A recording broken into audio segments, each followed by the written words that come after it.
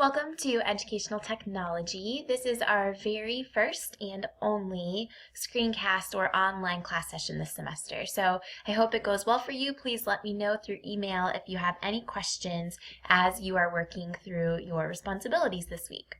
We're focusing on podcasting, screencasting, live streaming, and video creation. Now, you should have done some reading in Richardson this week, Chapter 8, which talked about each one of those technological tools. Now, they're focused on both audio and video content. It's likely that one or more of them seemed really relevant to you, like you could use it in your educational setting, in your content area, and that maybe one or more of these tools was not as useful to you. You didn't see that it was something you could use with your future students or clients if you're not going to be in a classroom. So I want you to think about that, reread Richardson if you need to, Chapter 8, and decide in your head, what was it that actually stood out to you? Which one of these tools that Richardson talks about is something that you could see being useful and why? You're going to go to our Weebly blog page to get your thoughts down on this topic. You'll see that I've posted 2 blog posts for this week, and this is the first one. It will be focused on making sure that you are ranking and thinking through, out of these 4 audio and video tools, what would be the tool that you are most likely to use. You'll rank that number 1, and then you'll tell why. You'll look at the remaining 3 and say, okay, out of these 3 that are left, which one do I find most useful and why? And you'll rank it second and tell why. Same thing for the 3rd and the 4th. You can talk about what you like about each tool, what you dislike, that sort of thing, but make sure it's related to your educational setting. All of those directions are also on Weebly. So remember, go to the Weebly site, make sure you've reviewed Richardson so you can make a complete response to this question, and start your discussion thread on Weebly on our blog page as to which of these audio and video tools you would use. When you're finished with that, before you start, you're going to pause the screencast, but when you're finished, you can start and complete the rest of our screencast today. All right, if you are on this slide, it means that you have likely responded to the Richardson question, our first blog post. If you haven't done that, remember to pause the screencast and go ahead and respond to the blog. But if you are here, like I said, you're probably ready to continue our workshop, to continue our online session. Out of the 4 audio and video tools that we just talked about, and that you just wrote about, we're going to focus today on screencasts. You've already made videos. You should have turned in and uploaded a video to your Weebly site for this class before you started this online session. And now I want to focus us on this idea of screencasts. Podcasting and live streaming, if you want to do either one of those, you can do some research and figure that out yourselves as well. But screencasts are a really accessible way to have audio and video content up online for your students.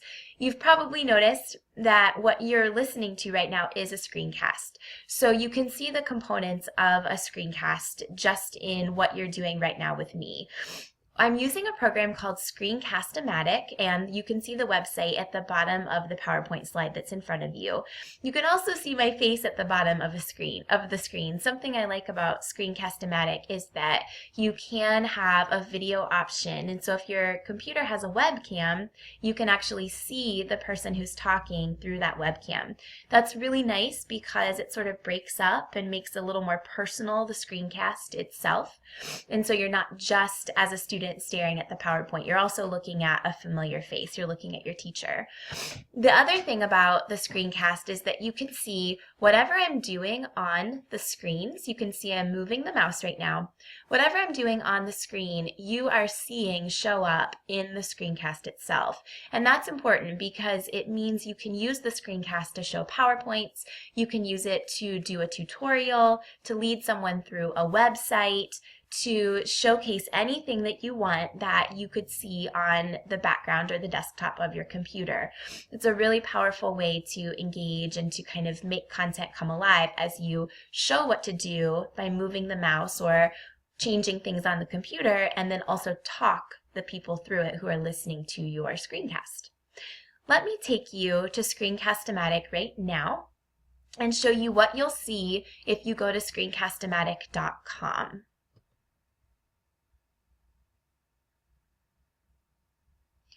All right, so it's a very it's a very simple web page. In order to do a screencast using Screencast-O-Matic, you don't have to download anything. There is an option if your computer's moving really slow to download Screencast-O-Matic as an app or as a program on your computer, but it is not required at all.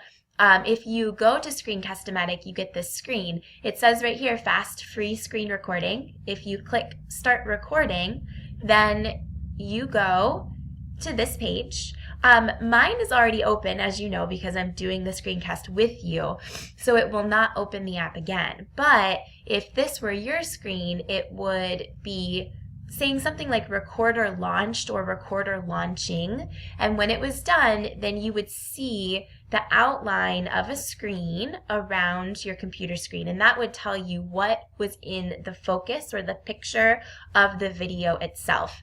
You get little tools down at the bottom, which you can't see right now as you're watching the screencast, but you get little tools at the bottom that talk about how you can record. So you have a play button, a pause button. You also have something that tells you whether the screencast is picking up your audio, so picking up your voice, and you'll see your little webcam feature in the bottom corner. So everything will come up for you, but this is really what it looks like on the screen when you're looking at screencast-o-matic.com. So again, very simple. I'm going to pull back up our PowerPoint, because what you're going to do is actually create for our workshop this week a very simple Screencast-O-Matic or screencast that just allows you to play around with the program. That's sort of the name of the game for us this semester, is playing around with technology and seeing how it can be useful to you as a future teacher. So by going to screencast-o-matic.com, then that's your way of opening up the app. But before you create the screencast, obviously you have to think about what you want to make the screencast of. So your short screencast can be anything. You should know you will not turn in the screencast to me. I will not need to see it. You're going to blog about the screencast, but you don't need to send me the screencast.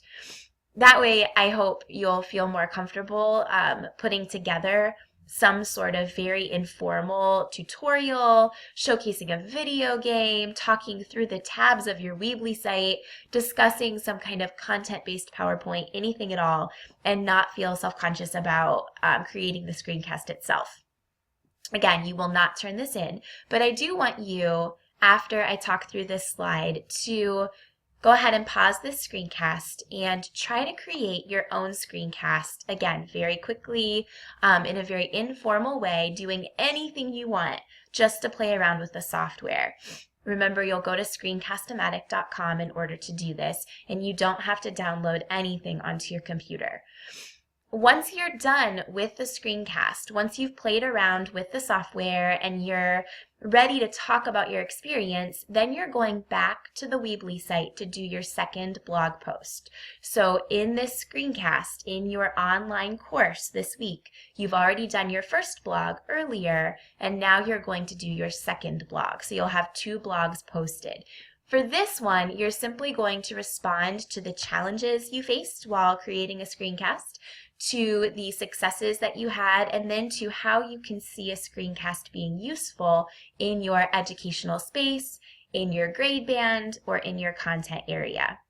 So right now, go ahead and pause this screencast, come back to it once you've played around with Screencast-O-Matic and created that short screencast, and then completed your blog as well. All right, if you're on this slide, which is our last slide of the screencast, you have completed your first blog, which talked about the 4 audio and video tools from Richardson, and you've also completed the second blog, which was a response to your use of Screencast-O-Matic. Those are your 2 big responsibilities this week as you complete the workshop for class in order to get workshop points. So again, By next week, by our last class session, by the time you come to Hinsdale for class next week, you should have listened to this screencast, engaged with the content, and responded to those 2 blog posts. That is what is due by the time you come to class. In class next week, we're going to complete some wrap-up activities because it is week 12, unbelievably. And we're also going to Skype with Rachel Daw, who is a Hiram graduate and who now teaches completely online, so that you all can think about, in the midst of a tech class and in the midst of an educational environment where there are a lot more online programs, regardless of grade level, from K through 12 for students. What does that look like? What does it mean to be an online teacher? And is that something you would ever consider? So Rachel's going to talk to us about that. And we're also going to take a few minutes to discuss and work on your final Weebly site projects. So come to class next week with questions that you have and with some things to work on for your Weebly projects. All right, if you have any questions for me throughout this week, again, I'm happy to answer them over email. And you have, from the time this screencast is posted on our Weebly site, which will be by this week's class, all the way until we actually see each other in Hinsdale next week. You have that whole week in order to complete these 2 blog posts and to make your screencast. I hope you're having a wonderful weekend as I record this for you, and I will talk to you all soon.